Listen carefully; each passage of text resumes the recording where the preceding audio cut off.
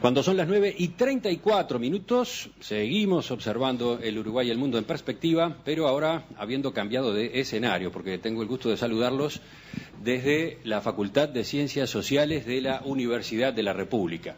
Aquí estamos ubicados a partir de este momento en una mañana que se presenta fantástica, soleada, ya con la temperatura levantando, en cuanto estamos en 15 grados, y por lo tanto con una iluminación muy agradable aquí en esta sala donde vamos a desarrollar la mesa redonda que se viene.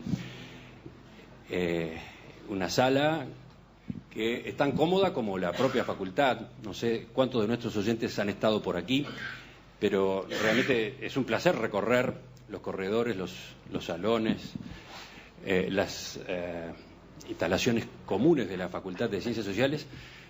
Voy a preguntarle entonces a la decana Susana Mayo, ¿la obra terminó ya? ¿Está pronta? Porque hemos venido acá en distintas ocasiones mientras se construía. Usted sabe que una obra nunca se termina. Siempre aparecen nuevas necesidades, nuevas solicitudes, pero en este momento estamos en un momento en donde decimos vamos a mantener de la mejor manera posible lo que tenemos. Y los reclamos los dejamos para un poco más adelante. Hemos hecho enormes esfuerzos y, como dicen algunos, el toque femenino está presente. El toque femenino y la ambición también, ¿no? Porque siguen creciendo. Seguimos creciendo. Los posgrados es una cosa que realmente abundan y cada vez la solicitud es mayor. Simultáneamente, todo lo que ha sido este intento de segunda reforma y de horizontalización de la enseñanza implica que gente de otras facultades tiene la posibilidad de cursar acá y viceversa. Así que entonces este edificio, que recién acaba de terminarse, no alcanza. Comienza a no alcanzar. ¿Y van a crecer hacia el lado? Vamos a crecer como se pueda, pero en principio tenemos la posibilidad de crecer de la manera más racional hacia Martínez Trueba, que es precisamente el lugar que yo digo de una manera imperialista estamos avanzando. Constituyente y Andrés Martínez Trueba, esta es la esquina. Si nunca entraron, dense una vuelta. Si pasan por la vereda, observen este edificio que vale la pena. Bueno, aquí estamos esta mañana y tenemos todo pronto para abrir la tertulia. El mundo cambia y la forma de invertir también. Este espacio lo presenta Itaú Personal Bank, un servicio único y personal hecho para ti.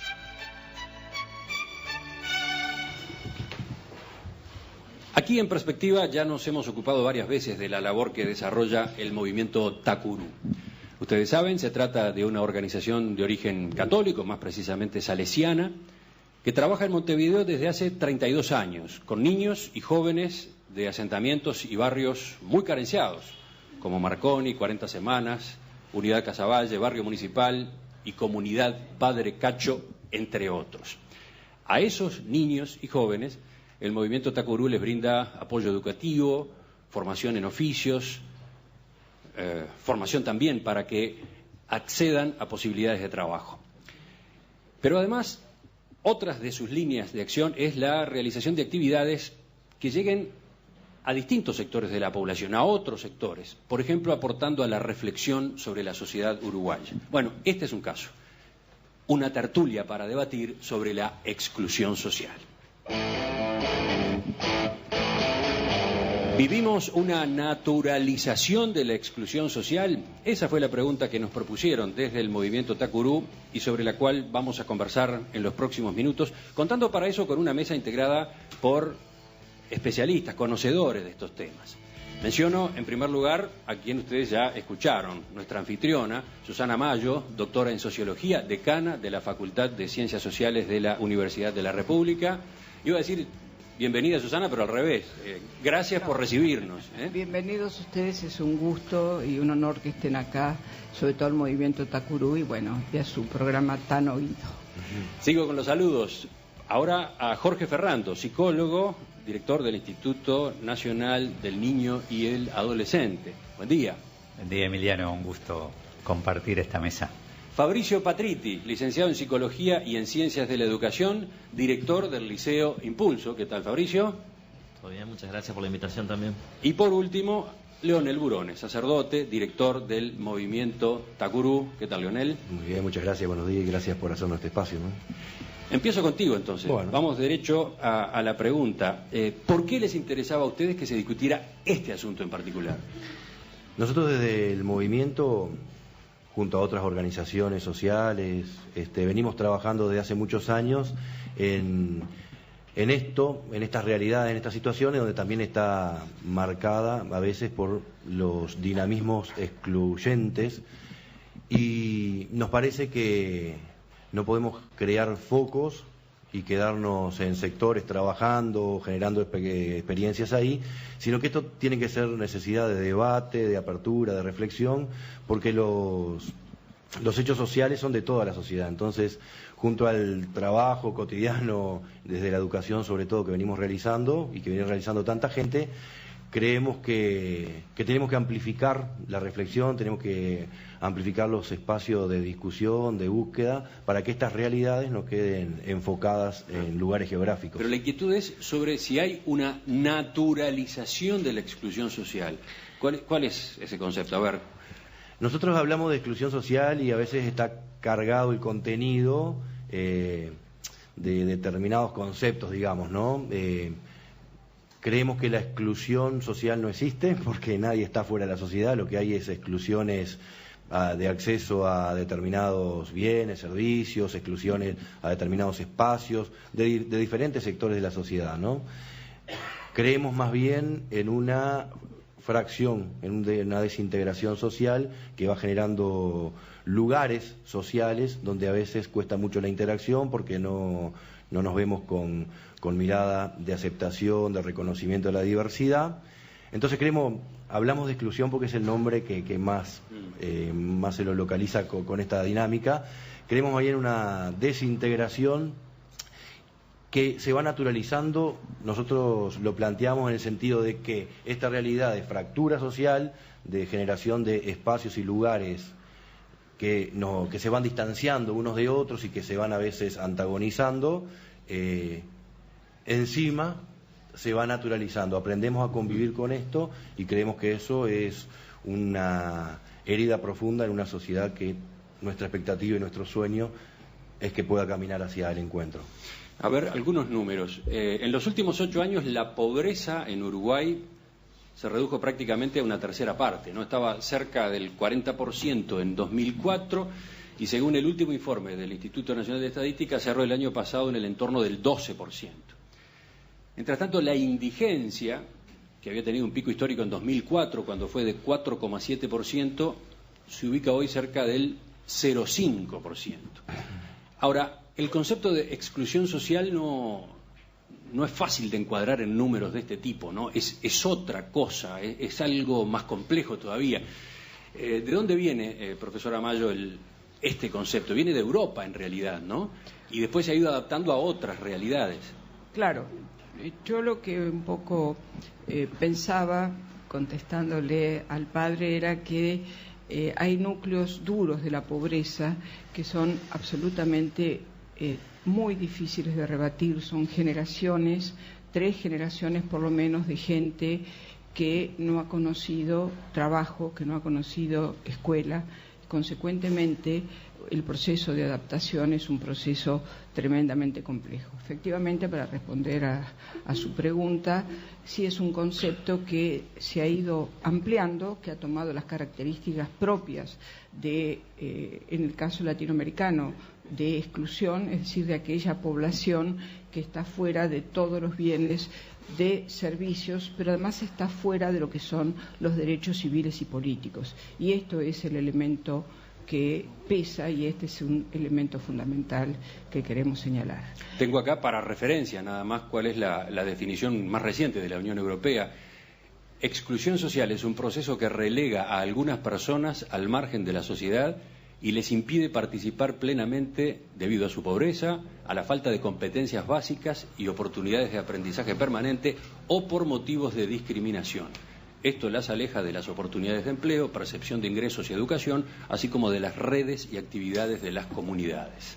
Correcto, o sea, en este sentido es que hablábamos de derechos políticos, civiles, y al hablar de derechos, esto tiene que ver con educación, tiene que ver con integración, tiene que ver con utilización de espacios públicos, es decir, tiene que ver con terminar con un proceso de estigmatización, para usar una palabra que está tan de moda, de sobre todo lo que son los jóvenes, porque acá hay que centrar el problema. Yo creo que el mayor proceso de estigmatización lo sufren los jóvenes, eso lo vemos cotidianamente. Vemos venir un joven con su capucha e inmediatamente agarramos fuerte el portafolio. Y creo que este es un tema social que ha permeado, y esa es la pregunta inicial que usted hacía, que ha permeado al conjunto de la sociedad. Y esto es lo que tenemos que revertir. Quiero seguir recorriendo la mesa para conocer otras impresiones a propósito de exclusión social en Uruguay hoy. No sé si ir por el lado de cómo definirla o directamente llevarla a la realidad. ¿En qué se nota? Fabricio Bien. Patritti. Justo estábamos compartiendo al comienzo esto de que la exclusión social puede ser un término o un constructo teórico, pero que lo que más nos impacta en la cotidianidad son las expresiones de esa exclusión social, que tiene que ver con rostros, que tiene que ver con cuerpos, que tiene que ver con geografías, con distancias, con no posibilidades. Y creo que es eso lo que de alguna manera es lo que en lo cotidiano nos asombra, y también está esto, bueno, cuán naturalizado, cuán nos parece tan común y corriente que esto suceda. Pero en líneas generales me parece que es importante rescatar esto de que la exclusión social es un constructo, pero se expresa de distintas maneras y tiene un impacto hasta en el cuerpo. ¿Cómo es eso? Hasta en el cuerpo, porque cuando uno ve en tantos niveles de pobreza, cómo eso afecta a las personas en su propio organismo también. Uno empieza a ver el deterioro de todo lo que sucede. Y también esto que yo les decía, lo de las geografías. El otro día un alumno me planteaba, cuando fui al shopping vestido de esta manera no me dejaban entrar. Y fui a buscar a mi padre que trabaja ahí limpiando. Entonces es el cuerpo, ¿no? Es la vestimenta, es todo aquello que de alguna manera en lo cotidiano y lo micro impacta y está presente. Entonces vivimos continuamente una cantidad de discriminaciones que no necesariamente se centran en la pobreza, pero que sí que tienen un núcleo duro en la pobreza, pero que también se viven y se experimentan en relaciones de género, en una cantidad de situaciones que hoy vemos no lugar o no poder acomodarse o no poder vivir plenamente ser un ciudadano, ¿no? Es como que hay ciudadanos de primera y de segunda o de tercera o de cuarto o los que no acceden a, y eso preocupa. Seguimos repasando manifestaciones de la exclusión social, las más significativas, o una serie de ejemplos fuertes, claros. En el caso de Fernando, a partir de la experiencia del INAU, ¿qué dice? Bueno, nosotros también lo vivimos claramente. Hay tres conceptos que yo creo que de algún modo se complementan, que son el de pobreza, el de marginación, que se usó mucho, y el de exclusión. Y como bien se decía, tiene que ver con la pobreza, pero también tiene que ver muchas veces con no tener redes sociales, no tener contactos, no tener otras personas que sean puentes a la integración social. Entonces, me parece que cuando hablamos de exclusión tenemos que hablar también de inclusión.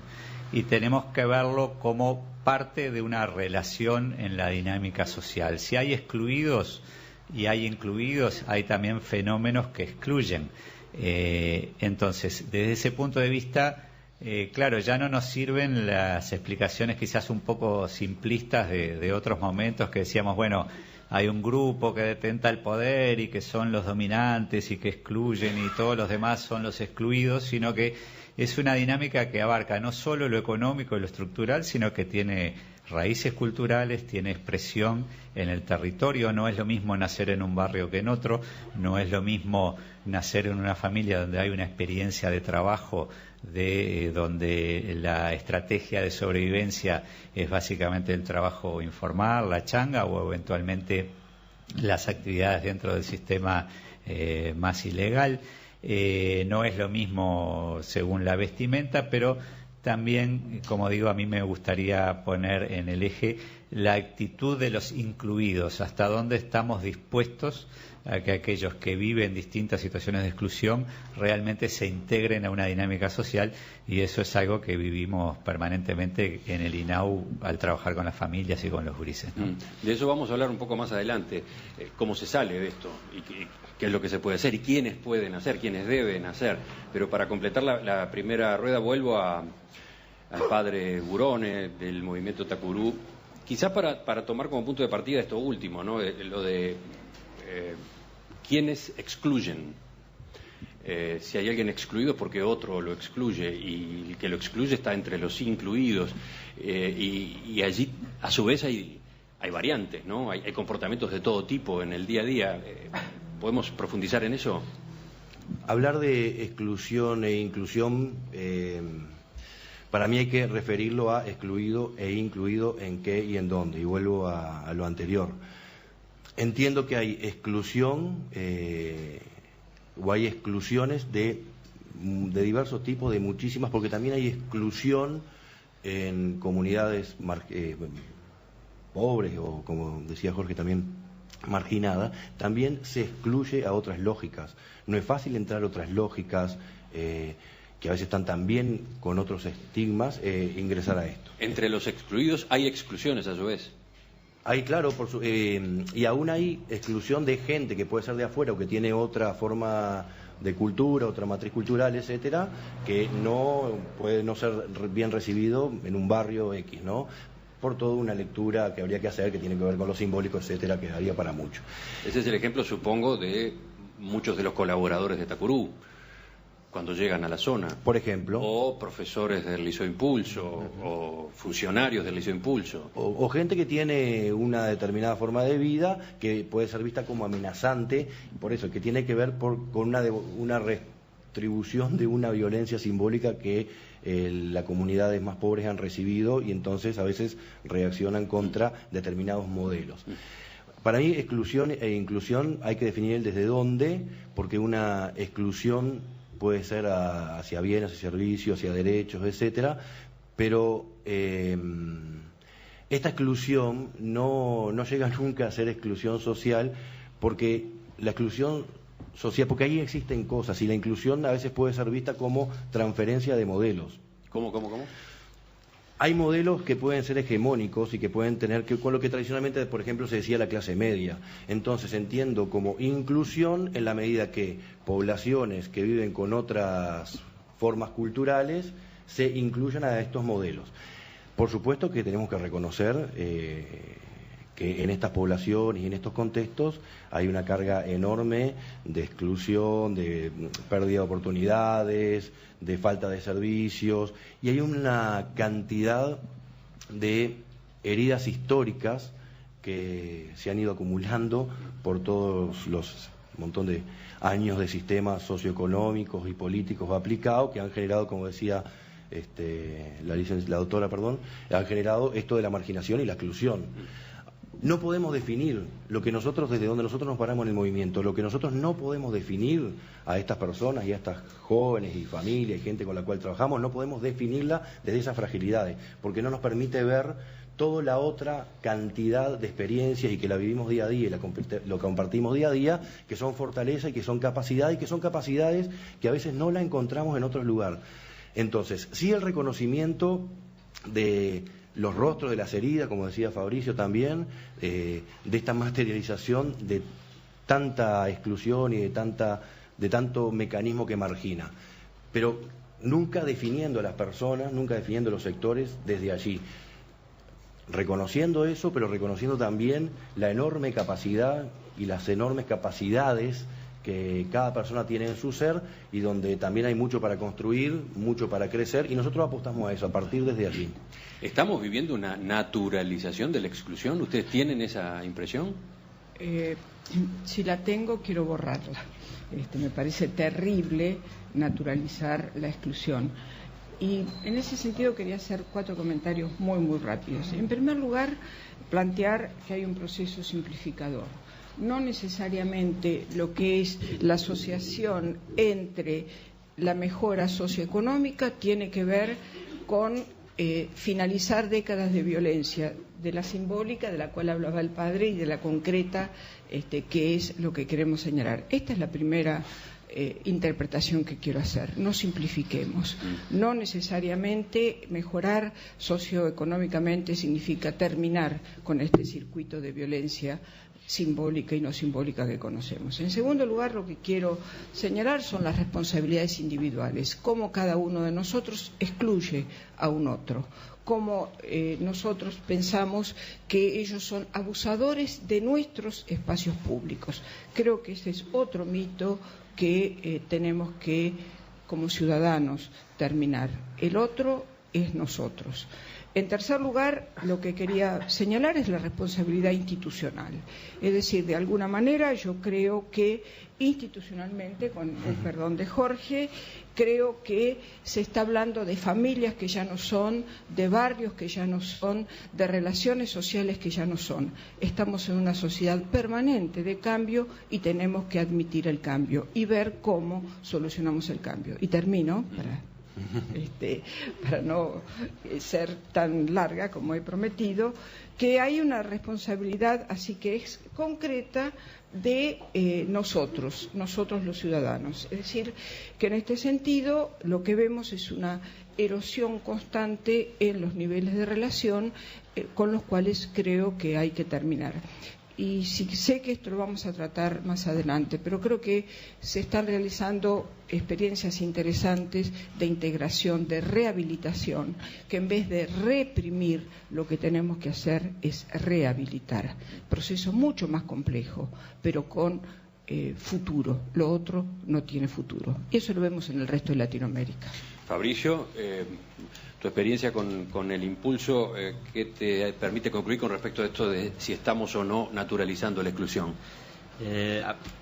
Quizás mostrar un poco la experiencia de muchos profesores. En la experiencia de impulso, muchos de nuestros profesores no habían trabajado en contexto crítico, lo que se llama vulnerable, digo, que dentro del proyecto tenía una intención también, que era plantear no más de lo mismo y poder empezar a hacer justamente esos cruces y sostener. Y ahí uno ve que más que naturalización lo que hay es mucho invisibilidad. Invisibilidad. Para muchas personas eso no sucede o no existía hasta que de alguna manera toman contacto. Y no un contacto como aquel que da la pantalla de televisión, que a veces es bastante efímera o que tiene algo bien dirigido, sino un contacto diferente con situaciones de las cuales hoy nos pasa, por ejemplo, con muchos de los docentes o dentro del equipo educativo, que dicen, esto tiene una carga emocional muy grande porque me estoy dando cuenta de todo lo que sucede que jamás me imaginé que podía pasar. Entonces, eso creo que es un poco parte de nuestra experiencia, es poder unir esos lazos y poder hacer el encuentro desde otro lugar y tratar de evitar justamente que esto nos paralice, sino todo lo contrario, que nos dinamice para poder ofrecer alternativas. Cerramos esta última ronda con Jorge Ferrando. Sí, yo engancharía con algo que decía Leo, que importa mucho desde dónde miramos. Si nosotros nos quedamos solamente en la exclusión, probablemente veamos personas con poca capacidad de salir adelante, más bien carenciados, discriminados, marginados, y perdemos de vista justamente de que son personas. Hablar de excluidos, de pobres, son categorías sociales, pero en el fondo estamos hablando de personas que tienen también capacidades, aspiraciones, deseos de salir adelante. En ese sentido, yo creo que junto con identificar algunos problemas de la desintegración social, tenemos que hablar de procesos de cambio. Es decir, es cierto, estamos con otras familias, con otras realidades sociales, pero muchas veces también estamos paralizados por el miedo, por la inseguridad. Eso nos genera esas ganas de reprimir y de poner lejos de nosotros los problemas, ¿no? Inseguridad, acá está dicho hasta en doble sentido, ¿no? ¿Con cuál lo estabas manejando tú? Inseguridad, ¿inseguridad de qué? Inseguridad, fundamentalmente en este momento lo estaba pensando respecto a los vínculos personales y sociales. Yo creo que lo peor que nos puede pasar es tener miedo de la persona que tenemos al lado. Bueno, lo preguntaba porque casi no hemos mencionado acá un factor que está en el medio y cortando muchas veces y generando exclusión, que es la inseguridad pública, ¿no? El temor a que aquel venga a robarme, a golpearme, a cortarme, a pegarme un tiro, ¿no? Yo ahí tengo una mirada que es una apuesta clara a la convivencia. Yo creo que le erramos cuando pensamos que la seguridad pública se soluciona con más represión y más control social. No, pero yo no iba a eso. Yo iba a que ese tipo de temores, y en algunos casos justificados, contribuyen a la exclusión, ¿o no? Es obvio, ¿no? No, digo porque es un tema del cual se discute mucho a nivel político en Uruguay, es uno de los principales asuntos en la agenda, y hasta ahora acá casi no lo habíamos mencionado, ¿no? ¿Por qué no? ¿Por qué no estaba, Leonel? Para mí va en la misma línea de lo que veníamos hablando. No, pero era como un supuesto, pero no lo bajábamos a tierra. Porque estamos marcados por la diferencia, porque lo mismo que hablábamos hoy, primero reconocer que hay cosas que sí pasan, pero el problema es como decía la doctora, cuando yo termino viendo a alguien que está marcado por este signo, porque alguien que está marcado por esta forma de vestirse, por ejemplo, y le tengo miedo ya de antemano. Porque sí es verdad que hay hechos que ocurren y que por supuesto hay que atenderlos y hay que ver la forma. Totalmente de acuerdo que la represión no es la solución, sino los caminos que después hablaremos de construcción de identidad, y en la medida de que yo te sigo viendo como un excluido, te sigo viendo a vos persona, te sigo definiendo, no que no veas sensiblemente tu situación, pero te sigo definiendo y viendo como un excluido, como un marginado, y como los excluidos y los marginados son los que roban, son los que están en las cárceles, y yo no veo otras realidades, no veo porque no me acerco y porque no conozco y porque la prensa me muestra solo una cara de estas realidades, termino teniéndote miedo o teniéndote lástima, que es la otra cara con la cual los otros sectores de la sociedad se enfrentan a la realidad de la pobreza. Te tengo miedo porque si te vestís así, o si hablas de esta manera, que es tu forma cultural de vivir, me estás amenazando. O te tengo lástima y entonces hay que reprimir o generar propuestas asistenciales. ¿Para qué? Para que puedan incluirse y, en definitiva, vivir como yo, que soy el que vivo bien. Estamos en las 10:01, así que me parece un buen momento para colocar la pausa a mitad de esta tertulia. Un mínimo agregado a lo que veníamos conversando, Susana, al factor inseguridad pública, temor a la violencia, incidiendo en la exclusión. No, por supuesto que incide en la exclusión. De alguna forma nosotros vemos sectores que permanentemente están parte del anecdotario, voy a bajar muy a tierra, parte del anecdotario que ameniza las cenas y los almuerzos son los robos sufridos por determinados sectores sociales. Ahora, si nosotros nos quedamos en la mera anécdota y no pensamos la inseguridad como un problema global y pensamos que la represión es la solución, es ahí como sociedad donde nos estamos equivocando. Y tenemos ejemplos, Emiliano, tenemos todos los ejemplos que podemos señalar del resto de América Latina que nos enseñan esto. La represión exclusivamente, y ni siquiera exclusivamente, no sirve. México es un caso muy concreto. 100.000 muertos, con el ejército en la calle. ¿Es solución? Vos me podrás decir, usted me podrá decir, bueno, el narcotráfico, es que trato con muchos jóvenes, entonces lo incluyo. Por las cortesías. Usted me podrá decir el narcotráfico, pero bueno, son sociedades en donde se han deteriorado las relaciones sociales, los lazos sociales, que era el término que usted usaba, y que recomponer esos lazos no lleva ni un año, ni 2, ni 3. No nos hagamos ilusiones. 20 años o 30 años de desestructuración de una sociedad no se solucionan en 3 años. Entonces planteémonos en serio políticas de largo plazo. Vamos a hablar de eso justamente en la segunda parte de esta tertulia, donde el tema es la exclusión social y sobre todo el riesgo de que la naturalicemos en la sociedad uruguaya. Estamos con Leonel Burone, director del Movimiento Tacurú, Jorge Ferrando, integrante del directorio del INAU, Susana Mayo, decana de la Facultad de Ciencias Sociales de la Universidad de la República, y Fabricio Patriti, director del Liceo Impulso.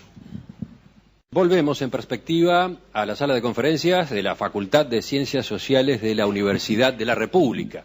Aquí estamos en Constituyente y Andrés Martínez Trueba. Aquí estamos en esta tertulia especial, hoy miércoles.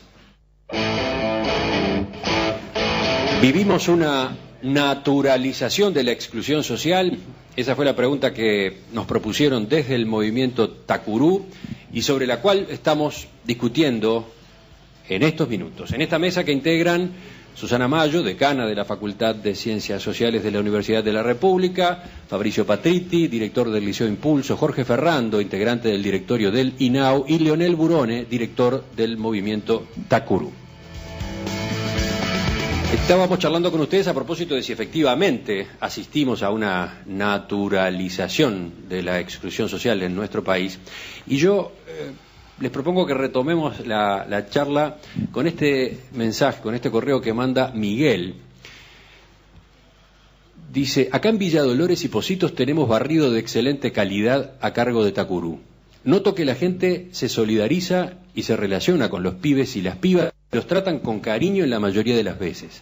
Pero ojo, siempre y cuando estén uniformados y en horario laboral.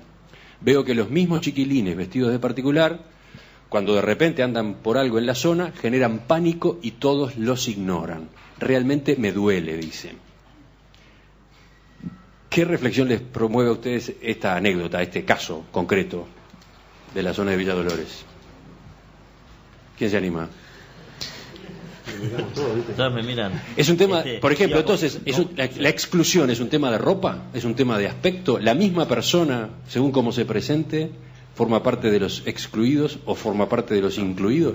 No, o sea, forma parte o sea, nos manejamos en una sociedad muy superficial. Eso es algo que me parece que es básico.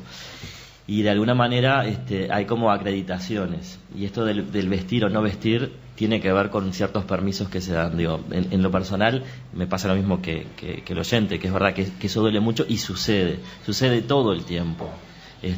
Hay chicos que no pueden entrar a un supermercado si van de determinada manera. Eso sucede también. El problema acá justamente es poder tener una sociedad que integre lo diverso, pero que también genere en los jóvenes y los adolescentes otras alternativas. Yo compartí algo que en esto un poco yo me corro un poco de las visiones más comunes, pero si nosotros seguimos reforzando más de lo mismo en cada grupo que tiene su propia identidad, en realidad lo que estamos es reduciendo niveles de libertad para poder asumir otras cosas. Entonces muchas veces hay propuestas en las cuales lo que se hace es reforzar más de lo que se tiene, porque de alguna manera si no estaría como violentando la identidad cultural. ¿A qué estás aludiendo? ¿Cuál puede ser un ejemplo de una de esas propuestas? Por ejemplo, a tener usos y costumbres en la escuela que son propios de fuera de la escuela, ¿no? Entonces, bueno, en la escuela puedo ir de cualquier forma. Voy con el gorro, voy con los aritos, voy de mil maneras. Muchas maestras a nosotros nos dijeron: ustedes en Impulso discriminan porque le quitan la identidad cultural. Y nosotros decimos: yo no le quito la identidad cultural, le doy otra alternativa. De hecho, él lo puede usar y puede hacer todo lo que sea, y lo usan y lo hacen. Pero si yo no muestro otra cosa o solo refuerzo más de lo mismo, yo me pregunto si estamos en el verdadero camino. Hay otro oyente, Daniel, que pregunta si acá no hay también un caso de autoexclusión muchas veces. ¿No hay un poco de autoexclusión? Diferentes sectores sociales adoptan lenguaje, vestimenta, comportamientos que los excluyen de otros sectores. Y ojo, dice Daniel, lo digo para gente de Carrasco y lo digo para gente del Borro. Autoexclusión. Bueno, me parece que históricamente siempre ha habido movimientos contraculturales o de identidad por oposición, y me parece que eso forma parte de la diversidad. Me parece que uno de nuestros desafíos es trabajar con la diversidad de situaciones.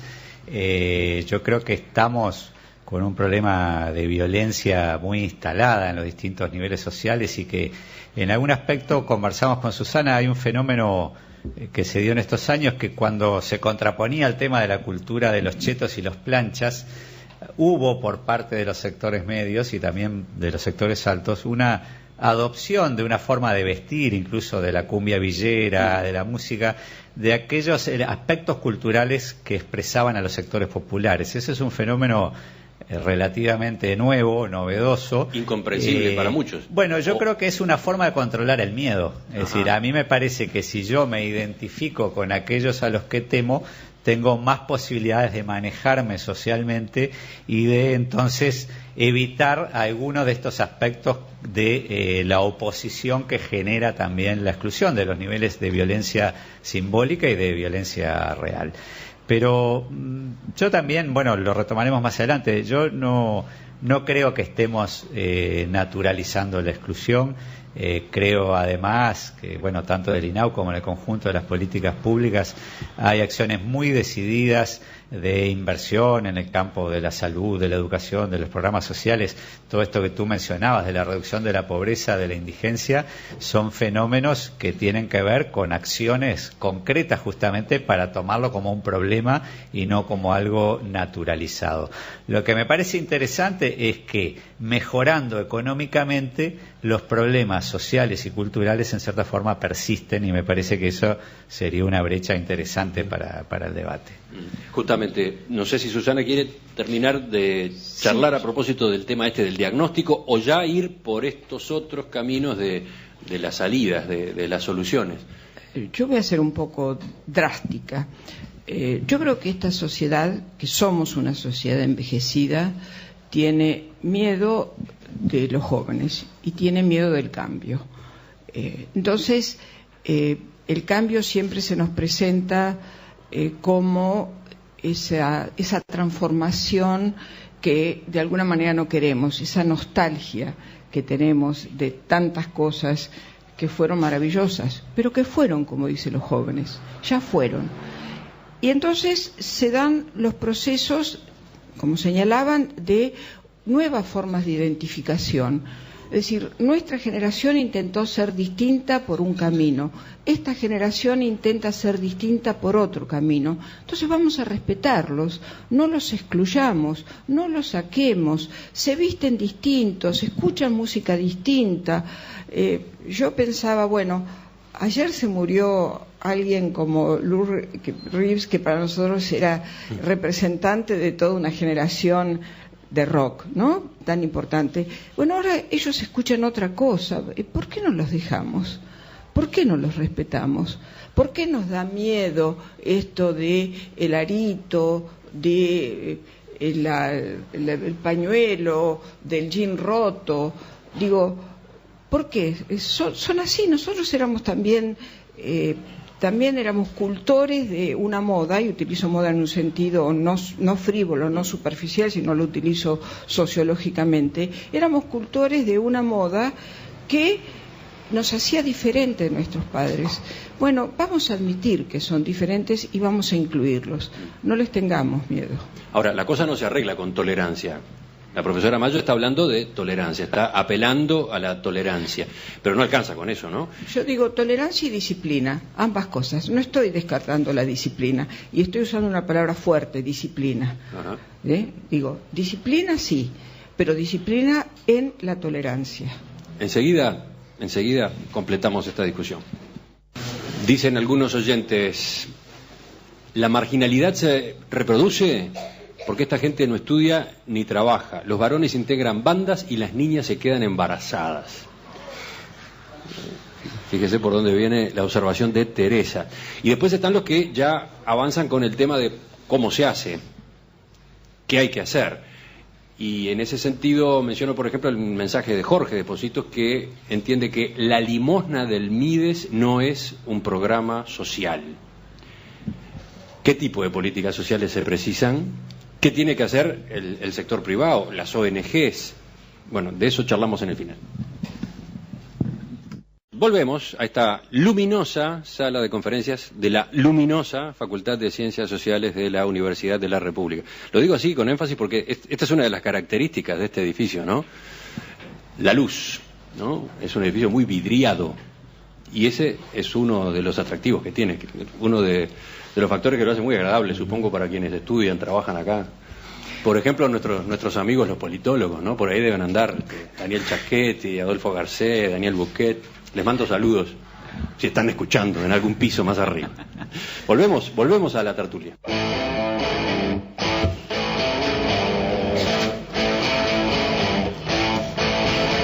Ingresamos en el último tramo de esta tertulia especial y bueno, en el final les propongo que dejemos de hablar de exclusión y en la medida de lo posible hablemos de inclusión. ¿Cómo se recompone el tejido social? ¿Qué experiencias exitosas podemos mencionar? ¿Qué claves hay detrás de esos éxitos? A ver, abrúmennos con ideas en estos últimos minutos. ¿Quién empieza? Iba a comentar que es vidriado el edificio porque estamos mirando hacia afuera, o sea, no nos quedamos encerrados, sino que estamos mirando hacia afuera e intentando ver cómo se cambia. No es casualidad ese aspecto. Hay algo conceptual ya en el diseño. Ya que lo señalaba, le reitero que esta mirada hacia afuera. Y yo quiero poner un ejemplo, si me permite. El Centro de Estudiantes de Ingeniería, que es un centro poderoso, está realizando una experiencia que yo quiero señalar porque me parece magnífica y que además está intentando trasladarla a toda la universidad y a todas las facultades. Ellos han incorporado a su centro de estudiantes un joven que está en el CIRPA. El CIRPA es el Sistema de Responsabilidad Penal Adolescente. Entonces, ¿de qué manera se rehabilita a ese joven? Se lo integra a la facultad y trabaja en la facultad. Por supuesto, nos han exigido, nos han pedido que traigamos estos jóvenes adolescentes penalizados a que realicen una experiencia de trabajo, cosa en la cual nosotros estamos especialmente dedicados a lograrlo. Entonces le pregunto, ¿y ustedes de qué hablan? ¿Y de qué vamos a hablar? Hablamos de nuestras novias, hablamos de música, hablamos de los colores que nos gustan, es decir, comparten un mundo en común, pese a que uno es un estudiante de ingeniería y el otro es un joven que está en proceso de rehabilitación en el CIRPA. Bueno, no podremos ampliar esta experiencia y Takuru en este sentido es un ejemplo muy claro de cómo se puede efectivamente intentar cambiar. Leonel Burone, la pelota quedó picando de tu cancha. Sí, contar un poquito, o responder un poquito desde la experiencia, no sé si exitosa, pero por lo menos esperanzada y en camino de Takuru.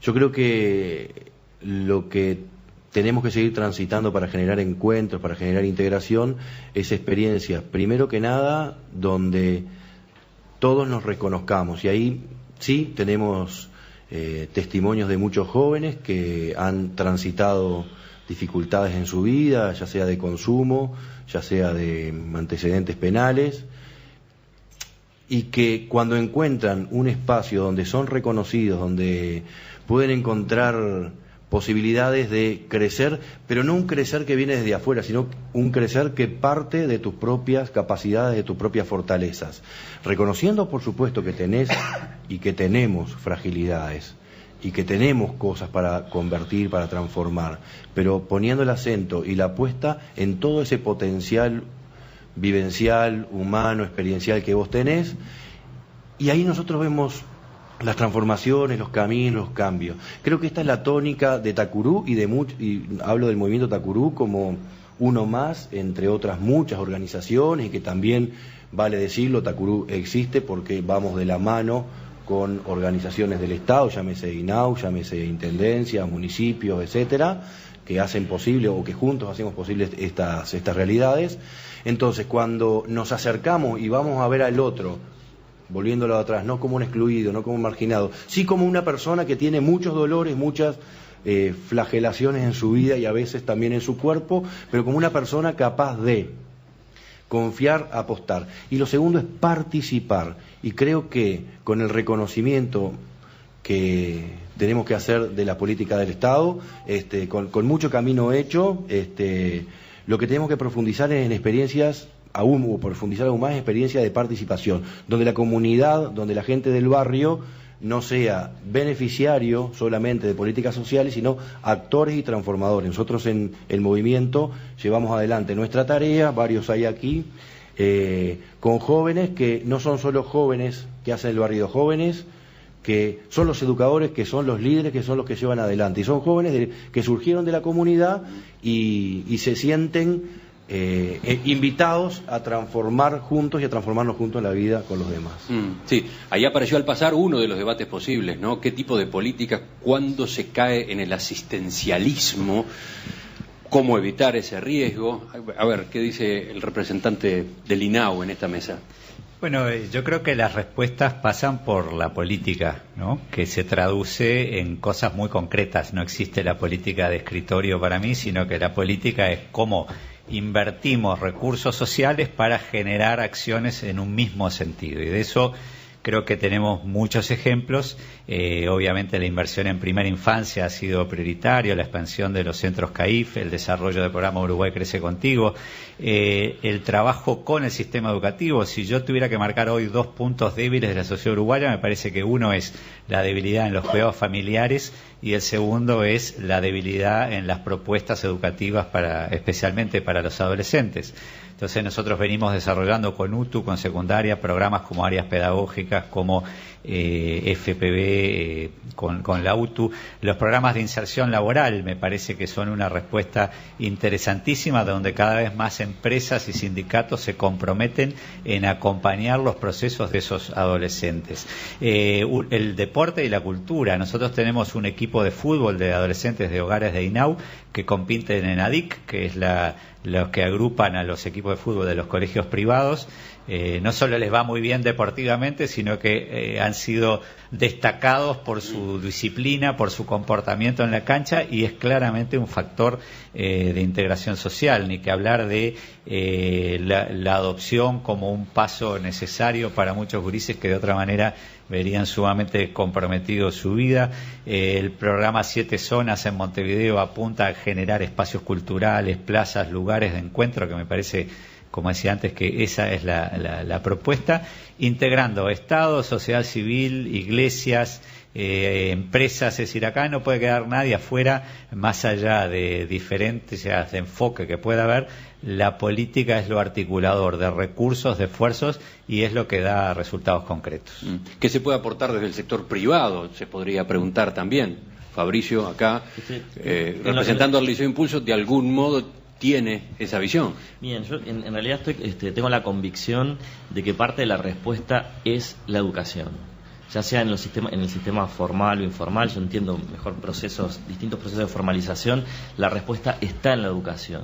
Sí, a nivel quizás en eso estemos todos de acuerdo. El asunto es que hay que afinar. A nivel de lo formal, en educación tiene que ser una educación de calidad, y una educación de calidad o de excelencia en sectores vulnerables.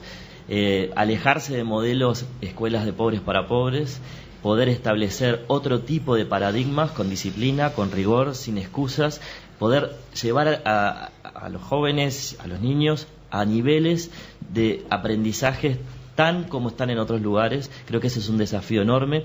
Nosotros tenemos como lema esto de eliminar la brecha de aprendizaje. Nos damos cuenta que también está la brecha social y cultural, que una escuela también tiene que sostener y llevar adelante.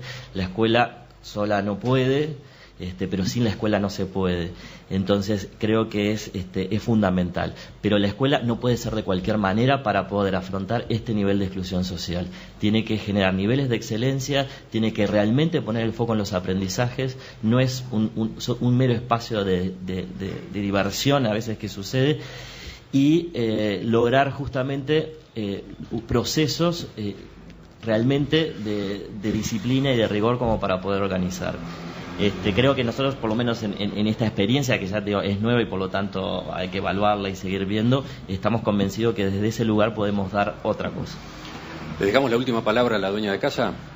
Sí, yo quería ser concreta, que es lo que está pidiendo la audiencia. Entonces, nosotros hemos armado lo que se llama un diploma, que se llama afrodescendientes y políticas públicas. Los afrodescendientes son uno de los sectores más marginados y más excluidos en nuestra sociedad.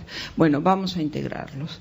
Y para hacer este diploma no necesariamente hay que tener título universitario. Se puede inscribir gente que tenga interés en salir a dar respuestas a este sector que, insisto, ha sido tan excluido y negado en nuestra sociedad. Bueno, estamos dando respuestas concretas.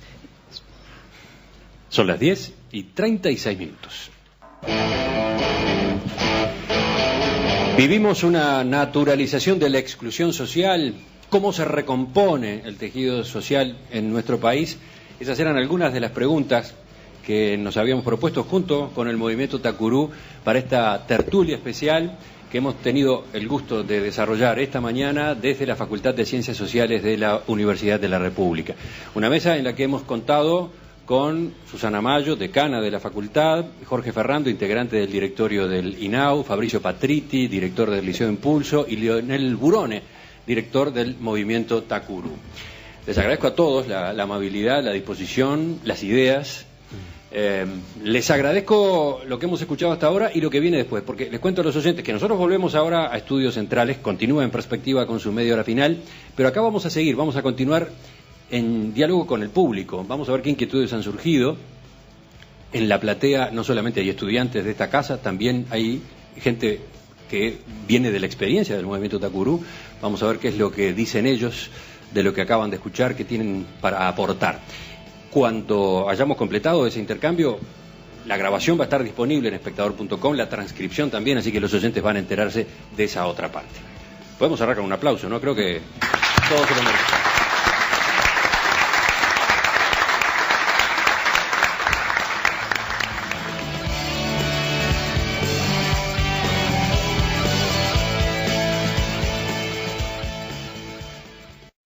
Seguimos, entonces vamos con otra pregunta u otro comentario.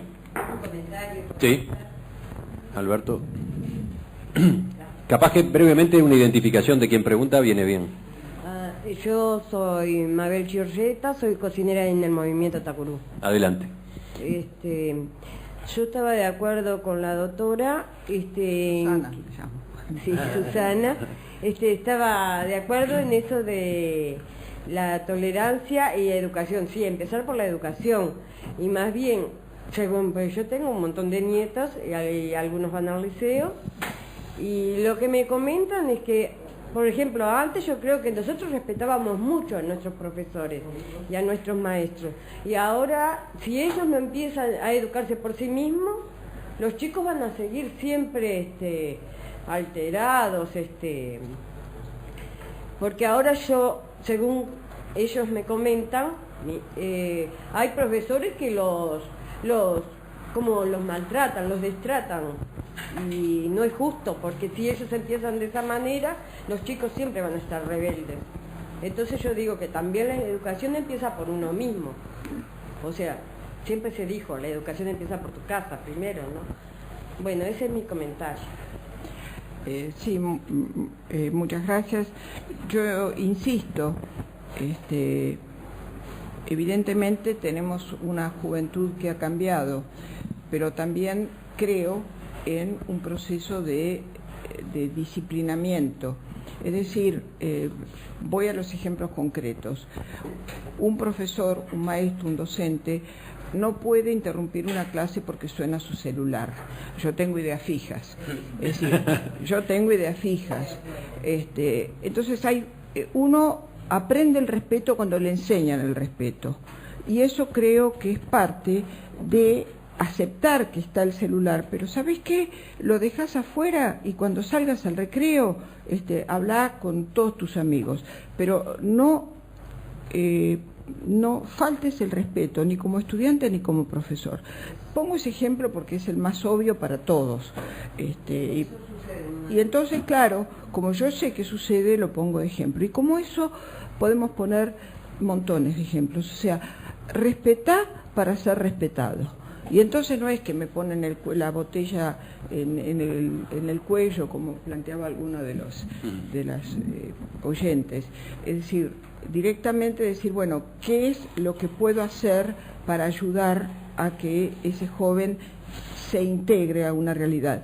Y no es metiéndolo preso, ¿sí? Eso vamos a tenerlo bien claro. No es bajando la edad de encierro. Ya sabemos que las cárceles, eso lo hemos visto en el cine, lo hemos visto en la literatura, es decir, que las cárceles son escuelas de crímenes, para usar un viejo título de una película maravillosa, ¿sí? Y entonces vamos a entender que necesitamos tiempo, necesitamos paciencia y necesitamos sobre todo mucha voluntad de cambio. Bueno, yo soy Rodrigo y soy funcionario no docente de la facultad. Adelante. Me quedé pensando en la propuesta de educación, sobre todo la de Patriti, que decía poner el énfasis en los lugares de exclusión. Sin embargo, en el Uruguay la discusión viene desde hace larga data, desde Vaz Ferreira hasta esta parte, de las escuelas parque, pasando por la Escuela de Artes y Oficios de Figari, luego con la propuesta de Julio Castro, en fin. Hoy en día el debate sobre educación en el Uruguay está casi instalado, pero no se termina de instalar, a cualquiera de la mesa que lo tome. ¿Qué es lo que falta para realmente instalar el debate educar para el futuro? Porque debería ser eso el foco de integración. Bueno, Fabricio. Quizás una preocupación, por ejemplo, en Casaballe tenemos 2 liceos públicos y 2 liceos privados gratuitos, digamos. Hay una población de 1.200 estudiantes que saldrían de 6º año y que deberían ir a los liceos. Los liceos públicos que tenemos no cuentan con una propuesta, por ejemplo, de tiempo completo. Y no solo eso, sino que no tienen merendero, es decir, que no tienen comedor. Lo que es decir, si los liceos en los que estamos hablando, en los contextos más vulnerables, no están teniendo las mínimas condiciones para poder ofrecer a la población, que es importante, pero es limitada, son 1.200, no son más que eso, se pueden hacer 2, 3, 4, 5 de estos. Y lo que uno le pasa es no se hacen. El año pasado estuve discutiendo en el colectivo Educación todo el proceso del liceo público de la zona, y un liceo en Casaballe que no tenga una infraestructura, precioso como edificio, pero que no tenga la posibilidad de tener un comedor, es raro. Es raro, porque no es ni la condición mínima para sostener a algunos estudiantes. Entonces, yo sí creo que falta en los contextos vulnerables una cantidad de condiciones que no se están dando. Entonces, ¿qué? ¿Hay una alternativa? ¿Es lo mejor? ¿Tiene que ser así? Bueno, lo privado, en este caso en particular, está haciendo algo que lo deberían hacer otras personas. Si entiendo bien lo que dice Fabricio, es que en el terreno de la educación, más allá de todo el debate conceptual que sigue pendiente y que por lo visto está muy trabado, que no logra encauzarse, hay algunas medidas que podrían tomarse que sin duda mejorarían la eficiencia de los instrumentos disponibles. Esos liceos existen, esos 2 liceos públicos existen en el barrio, pero no tienen algo que es básico, no suficiente, pero necesario, el tema de un comedor, el tema de un doble horario, etcétera. Sí, y además, y eso se podría resolver más allá del debate que está pendiente de otro tipo. Con decisiones que no son tan complejas. ¿Qué más? Sí, mi reflexión también ¿Tu también nombre? Beatriz Brites, Escuela de Oficio Don Bosco. Adelante. Movimiento Tacurú. Sí, a mí también me quedó picando mucho el tema de la educación.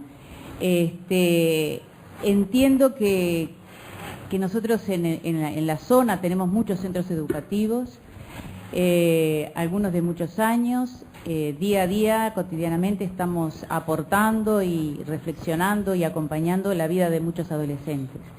Aún quedan muchos adolescentes por atender.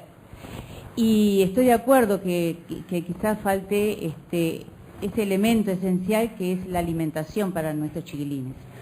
Pero hay un aspecto que que sí tenemos que seguir reflexionando en cuanto a la educación, y es la deserción que estamos teniendo, que aún teniendo tantos centros educativos en la zona, tenemos muchos adolescentes en la calle, que no están haciendo nada. Entonces, apostar también a un acompañamiento a la familia, desde lo psicológico.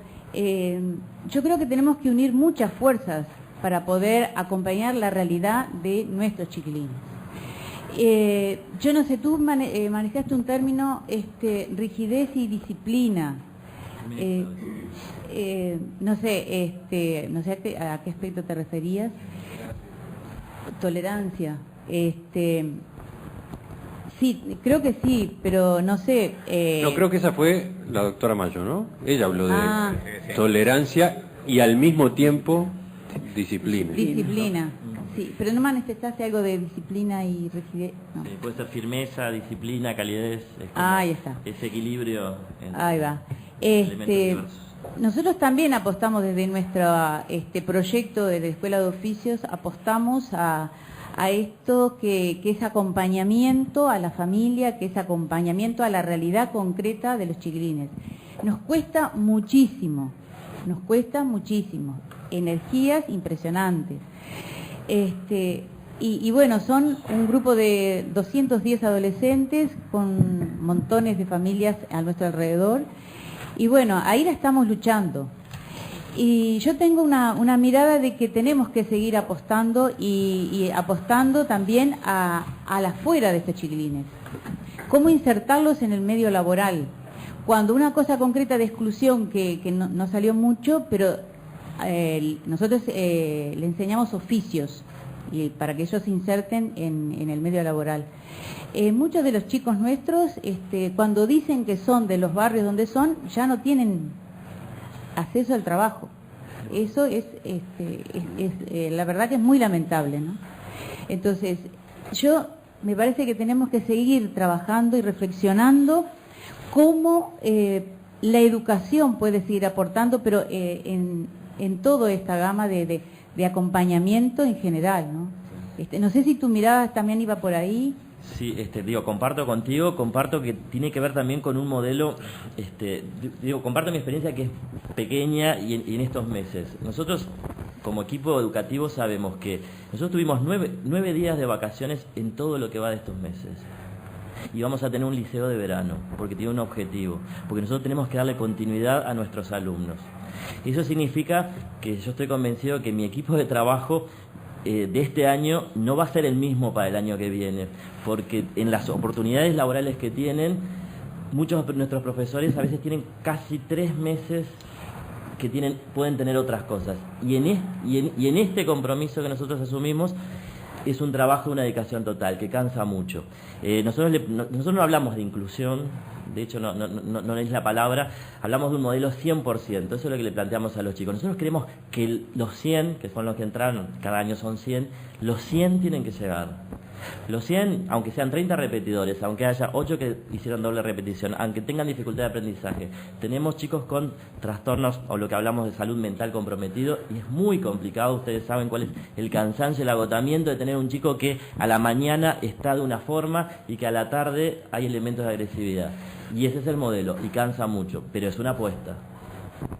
Y pase lo que pase, hay que estar, y es todos los días, y como tú decís también, acompañar a las familias y empezar a generar en las familias, algo que es un proceso que estamos haciendo ahora, brindar oportunidades para que los miembros de la familia también empiezan a rearticular el compromiso con lo educativo, porque nos ha pasado mucho. Tenemos el hermano que entonces con el CEDEL hay que comunicarse porque hay un curso entonces la familia empieza de alguna manera de vuelta a tener como esa capacidad de decir se puede. Ahora, es un trabajo que significa, como decimos, yo hay cosas al equipo que digo, los salarios son los salarios, no se van a aumentar tanto, hay una cantidad de técnicas que las podemos aprender, pero pasa también por un compromiso y una vocación. Uno se pregunta, yo me pregunto, yo también doy clases en el IPA, ¿dónde están los mejores docentes? ¿Hay una apuesta de que los mejores docentes sean los que están en los lugares más complejos? Entonces, hay que volver a pensar, hay que discutir. No podemos ser ingenuos porque pasan cosas. Estás tirando 20 puntas ahí, ¿no? Porque tú estás hablando de que, por lo menos en la experiencia que ustedes están poniendo en marcha, el liceo funciona distinto al modelo convencional, entre otras cosas por esto de que va a haber actividad en verano. Y por lo tanto, ahí no solamente cambia lo institucional, sino también cambia el docente o los docentes. Tú estás diciendo que le van a exigir a ese docente más que lo que se le exige en otros colegios públicos y privados, porque obviamente también los que trabajan en privados en general tienen varios meses de vacaciones o de tiempo disponible para otras actividades, incluso profesionales, pero no tienen por qué estar enfocados todo el año en el liceo. Ustedes van a requerir que sí estén. Entonces, bueno, ahí aparecen preguntas sobre cómo se organiza eso, ¿no? Es decir, ¿es el mismo docente el que tiene que estar todo el año o hay que pensar en un equipo que tenga relevos a lo largo del año para bancar esa exigencia? En Impulso la licencia es enero y por eso ahí tenemos otro equipo, el director sí va a estar, pero en realidad es enero, pero el 1 de enero está todo el equipo funcionando. Hay un mes de licencia. Pero justamente nosotros tenemos entre el 13 y el 7 de febrero liceo de verano, que es preparación de exámenes, actividades también recreativas, pero sobre todo español, matemática e inglés. Y eso significa un equipo, pero también es una cabeza y sobre todo quizás también la particularidad que es complejo y lo estamos evaluando mucho, que son 10 horas por día de clase. Son 10 horas. Y se la han bancado todos, A ninguno le salieron 2 cabezas, ni tuvieron un problema. A veces hay cansancio. Sí, yo estoy evaluando con las 100 familias ahora el proceso para el 2014. Y realmente, por eso, porque el compromiso está. Porque también hay que cambiar una cultura institucional de los propios chicos. Porque hoy decirle a 100 adolescentes, y ahora y seguimos en verano, se quieren matar. Y bueno, entonces ahora es cómo lograr que ese dinamismo sea parte de lo que ellos se entienden. Y vale la pena. Eso tiene un sentido. Pero es un formato diferente, que tiene que ver muchas veces con las creencias y la cabeza. Jorge Ferrando, sobre esa experiencia, sobre ese modelo, sobre ese camino, no sé, se me ocurre preguntar, por ejemplo, desde el Estado, si se puede hacer intentos de ese tipo, si no hay, al ser el Estado, rigideces institucionales, de tipo de contratos, etcétera, que pueden complicar las cosas. Bueno, yo arriesgaría a decir que quizás parte de lo que está matando a la educación es el exceso de debates y la falta de una acción más decidida para apoyar una diversidad de iniciativas. El INAU lo hace, nosotros estamos apoyando a algunos liceos con becas de gurises, pero además estamos desarrollando áreas pedagógicas en convenio con docentes de secundaria, cursos con la UTU. Ahora, claro, nos decían el otro día visitando uno de los centros donde tenemos áreas pedagógicas para adolescentes de 15 años para arriba que habían dejado el liceo. La huelga los mató. O sea, en áreas pedagógicas que son gurises que ya están fuera del liceo, que tienen dificultades para ir, o que sea, meten la huelga, hacen la huelga en áreas pedagógicas y parte de los gurises quedan fuera del camino.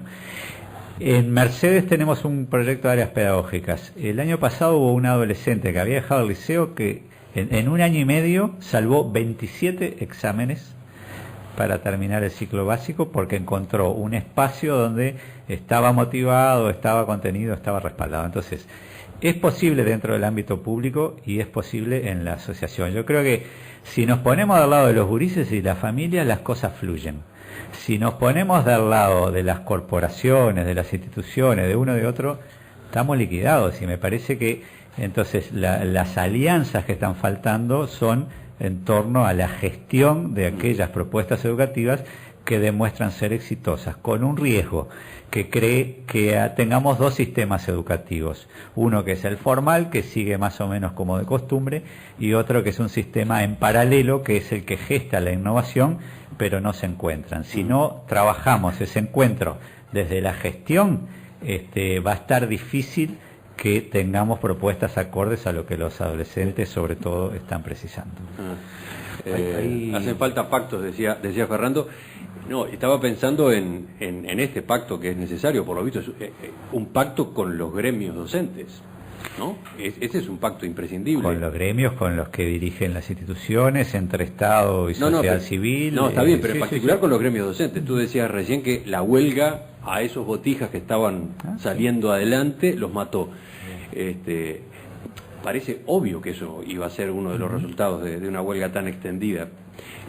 Es un tema para encarar en el futuro con los sindicatos, ¿no? Porque acá se necesita que se sumen muchos esfuerzos. Exactamente. Raúl Sendik decía hace unos días en una entrevista que él entiende que en la enseñanza no se puede parar. Y lo está diciendo un dirigente de primera línea del propio Frente Amplio, ¿no? Esa es una tarea a encarar, pero dura, ¿no? Bueno, a ver, creo que forma parte de que hay cosas que no se pueden estar discutiendo todo el tiempo. Tiene que haber reglas de juego claras. ¿Y eso qué quiere decir? ¿Servicio esencial?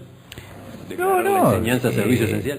No, porque yo creo que hay acuerdos posibles. Es decir, en realidad los docentes son también un sector muy heterogéneo y no necesariamente lo que aparecen como algunas expresiones más visibles muestran esa diversidad. Y si es posible que funcione Impulso como otras propuestas innovadoras, también es porque hay docentes atrás. Entonces no podemos estigmatizar a todo el cuerpo docente de acuerdo. por algunos problemas que aparentemente están sin solución, pero que bueno, que por ahí por otros lados están demostrando que hay cosas que son posibles de hacer.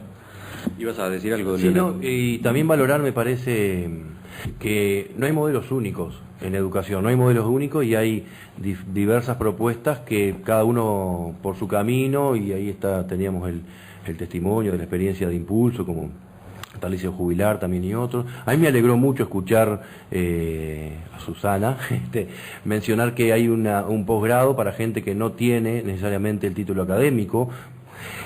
Lo que mencionábamos también de los intentos de UTU con el reconocimiento de los aprendizajes y las capacidades que ya tiene el joven y la instalación de dispositivos distintos, como pueden ser los FPV, por ejemplo, que varias organizaciones estamos ahí y estamos en alianza con el INAU, con la UTU, con el Estado, porque ya no es el modelo tradicional donde el formato es un poco más rígido, sino que va al encuentro de adolescentes que no tienen, de repente no prosiguieron en el sistema educativo, pero parte desde su realidad, forma un componente y le permite cursar y acreditar para después seguir su formación, ¿no? Entonces, no hay modelos únicos y eso me parece que lo formal y lo informal son todos necesarios, el reconocimiento de distintas experiencias exitosas o esperanzadas.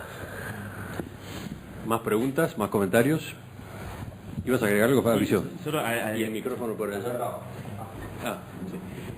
¿Pero decía Fabricio? Sí, no, agregar, hoy porque me quedó resonando esto de que todos los jóvenes y se embarazan y pasa esto y lo otro, y que realmente no es así. Yo simplemente para mostrar simplemente un dato. A ver si nosotros hoy tenemos los ingresos, los 100 chicos nuevos que van a entrar para el año que viene. Se inscribieron 540 adolescentes de Casaballe. Estamos llegando a la mitad de lo que es la población de los sextos de las 27 escuelas de la zona. Entonces, tenemos casi un 50% de toda la cuenca de los chicos que salen de sexto que dicen, aunque sea 10 horas por día, aunque haya clases los sábados, aunque sabemos que ahí hay disciplina, que esto, que lo otro, aunque son horas de aprendizaje, queremos ir. Entonces, uno ve desde otra perspectiva las cosas, y creo que esos números dicen mucho. Mi nombre es Teresa Fittipaldi, soy la directora de la biblioteca. Todavía, por un poquito más, me jubilo. Tengo una inquietud que es práctica. Para todo eso se necesita dinero, ¿verdad? Entonces va dirigida a la pregunta, a la parte privada. Yo sé que Sacuruces es de los salesianos. ¿También Impulso de los salesianos? No. Bueno, entonces va a ti la pregunta. Yo sé que hay un barrio que por familia me ha tocado conocer, entre el Camino Maldonado, entre el kilómetro 17 y el kilómetro 25, donde está Villa García, que tiene mucha necesidad de tener chicos que tengan, por ejemplo, eso que me encantó, que dijo el director, que tengan clases de verano, por ejemplo, que los ocupen. Y allí hay un establecimiento que pertenece a los salesianos, la escuela Jackson o algo así se llamaba, ¿verdad? Sí. Y yo quería saber si estaba aprovechado, porque en un tiempo que yo fui ahí, todo ese edificio que era muy grande estaba abandonado. Y yo decía, pero eso qué bueno hubiera sido para establecer aulas, para darle, es una infraestructura que ya está. Tú sabes decir, capaz que me decís que no y me expongo a que me digas que no. Estamos hablando del kilómetro 16. Sí. Sí, hay una escuela primaria que está funcionando desde hace muchísimos años, una escuela primaria de corte privado. Pero justamente me parece que de fondo está el tema de los recursos para el cual poder desarrollar proyectos. Claro. Los caminos hoy día del sector privado para poder generar proyectos formales, desde la educación formal, no formal o desde los espacios que sea, la consecución, digamos, de estos recursos viene o por los convenios con el Estado, porque evidentemente en ninguno de estos ámbitos se puede cobrar cuota porque no hay posibilidad de pagarla, entonces viene o por los convenios con el Estado, un Estado básicamente que convenia a través del INAU, y el INAU también tiene su limitación en recursos y su organización interna, o sea, y por otro lado viene desde este surgimiento, digamos, que es bastante nuevo, por lo menos en su formato, que es el que se mueve Impulso a través de la ley de deducción de impuestos, donde empresas pueden colaborar con algunas organizaciones, que en ese sentido también nosotros desde el sector no formal aquí planteamos nuestra palabra, en el sentido de que nosotros, Tacurú, por ejemplo, en este momento no tiene un reconocimiento y no entra en la ley. Nosotros no podemos recibir dinero de deducción de impuestos de empresas, como por ejemplo recibe Impulso, o cualquier escuela o liceo, primario, secundaria. Nosotros... Tacurú tiene una fundación que recibe donaciones de privados, pero donaciones que no se benefician de este sistema de exoneración de impuestos, etcétera. Porque ahí hay un no reconocimiento de este tipo de experiencia y de este tipo de educación, y los que lo tienen son organizaciones con nombre y apellido, digamos, organizaciones que logran entrar con su nombre en esta ley. Entonces, si hubiese más, hay que seguir transitando camino, y yo creo que también hay que reconocer el camino recorrido y todo. Pero me queda una duda, Leonel. Sí. La Fundación Tacurú, si se presenta al Poder Ejecutivo, ¿no puede entrar en esta ley? Porque hay que tramitar la incorporación a este sistema de beneficios. Hay algunas que ya vienen incorporadas que tienen que ver con la primaria o la secundaria debidamente habilitado. Incluso creo que estas facultades, por ejemplo, facultades privadas, están bajo el paraguas. Está limitado el sistema de educación formal. El sistema de educación no formal no está en esta ley. Está interesante eso para seguirlo, ¿no?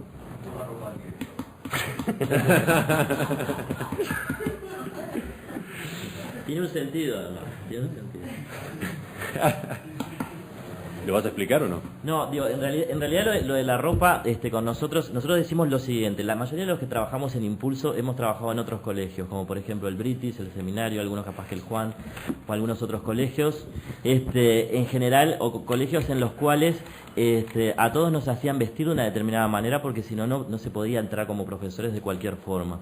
Entonces nosotros lo que planteamos que nuestros alumnos en Impulsos tienen que tener las mismas condiciones que cualquier otro colegio que esté. A los padres se los atiende de la misma manera, en el mismo lugar, no se los atiende en la puerta, y nosotros tenemos que estar absolutamente impecables para ellos, porque además le estamos pidiendo que estén impecables. Entonces realmente a mí, la verdad, no me gusta usar corbata, pero trabajé en otros colegios donde tenía que usar corbata y entendía que mis alumnos de Impulso merecían que su director estuviera con las mismas condiciones que en otro lugar. Es verdad, yo tengo algunas costumbres que son medias complicadas para el resto. En Impulso los profesores no toman mates, es puro vidrio además. ¿Por qué? Porque no quiero que cuando vengan los padres, que continuamente hay problemas, lo primero que reciban es alguien tomando mate y esperando a ver a que los reciba. Lo tienen que recibir como en los mejores colegios y con los mismos procedimientos. Entonces digo, tiene un poquito de eso. Y a su vez porque nosotros entendemos esto de la brecha social y cultural, que es una estupidez y parece superficial. Nosotros podemos lograr que una alumna, nosotros estamos convencidos y queremos hacerlo, y hay chicos que son brillantes, y además con eso jugamos bárbaro, con otros hay que jugar de otra manera. Vamos a poner, hay una chica que quiere ser, hoy sueña con ser decoradora de interiores. Y lo más probable es que ella, con todo un entrenamiento y todo lo que podamos hacer, logre quizás mejores resultados que otra chica que está en un colegio de la costa. Perfecto. Entonces yo hago pruebas y capaz que esta chica de impulso hasta le gana. Nosotros probamos que este año en el concurso del Plan Ceibal en matemática, nuestros 4 grupos de primer año estuvieron entre las 10 mejores clases de todo el país. Y son de Casaballe. Pero ¿qué pasa? Nuestra alumna no tuvo la capacidad, como la otra chica de la costa, de haber ido al shopping muchas veces con la madre y elegir ropa, y elegir colores, y todas esas cosas que parecen tan cotidianas, que parecen una estupidez, que vieron la combinación, que están, porque siempre se visten de la misma manera. Aunque ustedes no crean, es una brecha social y cultural que después les juega en contra, porque este mundo es complejo, es competitivo, y la carrera ya se lanzó, y no se puede frenar. Entonces, como lo que queremos es todo lo que nosotros podamos hacer para mostrar algo diferente, algo que aporte, algo que de alguna manera alguien puede de alguna manera pensar algo diferente, en esto que decimos no más de lo mismo, tratamos de hacerlo. Yo no quiero alargar mucho más esto para no cansarlos a ustedes, pero por lo visto hay más manos levantadas. Tendría que irme en una sí, y Fernando se tiene que ir. Es cortito Susana, igual. tal vez en realidad tiene que ver justamente con esto que vos decías del shopping, y es una preocupación que yo trabajo en el barrio de La Tablada, que capaz que algunos comparten y capaz que otros no tanto, pero es un tema que no tiene que ver exclusivamente con la educación, pero que hace a la deserción muchas veces, y que es el tema de la accesibilidad al transporte. Hay personas que tienen que caminar media hora por donde viven para acceder a un ómnibus, que de repente pasa cada 20 minutos. Entonces, en realidad, acá en el panel no hay nadie que tenga que ver con el transporte, y me parece que... El más cercano a ese tema es Fernando, se lo tiramos a él. Yo también. Más que una pregunta... El Estado... Claro, pero más que una pregunta es una preocupación en realidad, porque sé que tampoco depende de él, y me parece que eso tiene que ver con la respuesta que hoy se le está dando a eso que es un problema. De repente a otros no les pasa tanto porque hay ómnibus y variedad de ómnibus que pasan, pero también hay otro problema, y es que no todos los ómnibus entran. Pasó en Casaballe. No, fuera de la broma... ese es el tema. Fuera de la broma, la pregunta podría ser si ustedes han tenido que enfrentar ese factor, si lo han manejado, si han tratado de coordinar. Se estuvo trabajando dentro de compromiso educativo, ¿no? Una propuesta que se largó unos años atrás con la universidad y con otras áreas, sobre todo para los muchachos del interior, ¿no? De que las empresas de transporte lo facilitaran el acceso al estudio. No específicamente acá a nivel de Montevideo, pero me voy a creer algo que dice Salsamendi, que el INAU hace todo menos la defensa nacional. O sea, que me pregunté por cómo funciona. Bueno, vamos completando. Pero es una barrera, sin duda, sí. Vamos redondeando, si les parece, con dos intervenciones más y terminamos. Hola. Sí. Yo tenía una consulta. ¿Algún dato tuyo? Yo recién la otra Michel persona que intervino no se identificó. ¿Tú eras? Yo me llamo María Marta, trabajo como psicóloga en el Centro Bosco, que es en el barrio de La Tablada. Bien. ¿Y tú? Yo soy Michel de Tacurú y quería hacer una pregunta al respecto de las franjas de edades de los clubes de niños y clubes de jóvenes, que no lo tengo muy claro, porque tal vez ahí hay como un par de edades que no están contempladas, y eso puede ayudar bastante a la deserción entre la escuela y el liceo, ¿no? En clubes de niños estamos trabajando desde 6, a veces 5 años, hasta 12, y en centros juveniles de 13 a 17. Las dos propuestas tienen incluido una parte, digamos, de apoyo escolar o de apoyo educativo, pero yo insisto en algo que planteé antes. Nosotros queremos ciertamente apoyar y fortalecer a los gurises en el resultado educativo. No queremos sustituir a la educación, no queremos que una maestra nos mande a un niño al INAU y diga: en la escuela no lo soporto más de 2 horas, ustedes que tienen una maestra, ocúpense de él. No queremos que manden a los chiquitines que no lo soportan en el liceo o lo que sea, que vaya a un centro juvenil a entretenerse o a hacer algo. Es decir, el rol nuestro tiene que ser complementario, nunca sustitutivo, como tampoco queremos que nos sigan mandando internar a costo de INAU a adolescentes por problemas de adicción o de drogas, cuando tenemos un sistema nacional integrado de salud que tiene que hacerse cargo de los tratamientos. O sea, es parte de la de una visión de lo institucional identificado con lo excluido, para retomar el tema, ¿no? Como que se espera de INAU que se encargue de los que no tienen lugar en otros lados, y eso sirve si es en una perspectiva de inclusión. Eso no sirve si la idea es generar un depósito aparte para que no joroben en este otro lado, ¿no? ¿El último?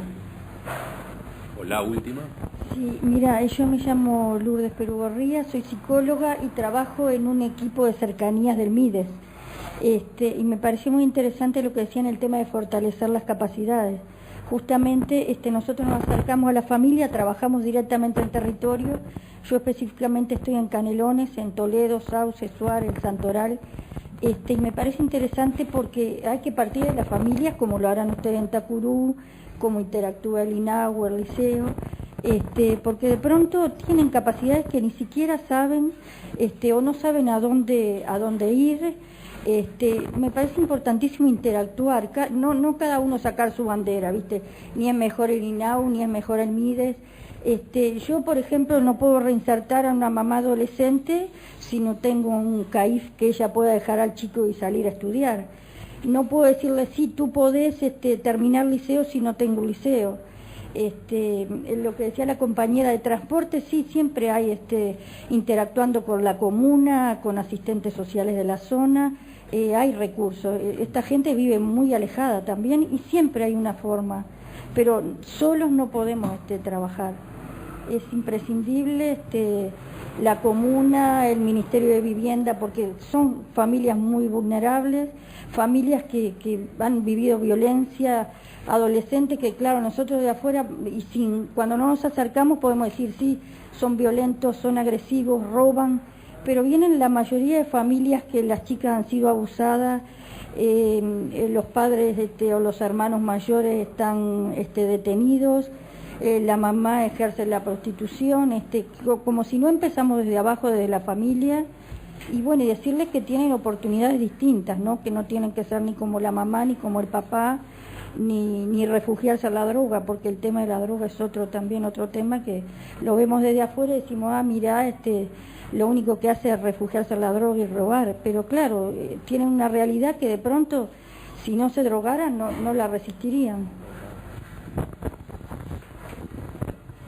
Supongo que es ya el momento de poner el punto final, ¿no? Porque no quiero abusar del tiempo que le hemos estado tomando esta mañana, sobre todo a los invitados. Leonel, que se la banque porque él estaba organizando esto, pero Susana, Jorge, Fabricio, me parece ya los podemos dejar ir con el reconocimiento además, ¿no? El agradecimiento por la presencia acá y por todos los aportes que hicieron. El agradecimiento también a ustedes que vinieron.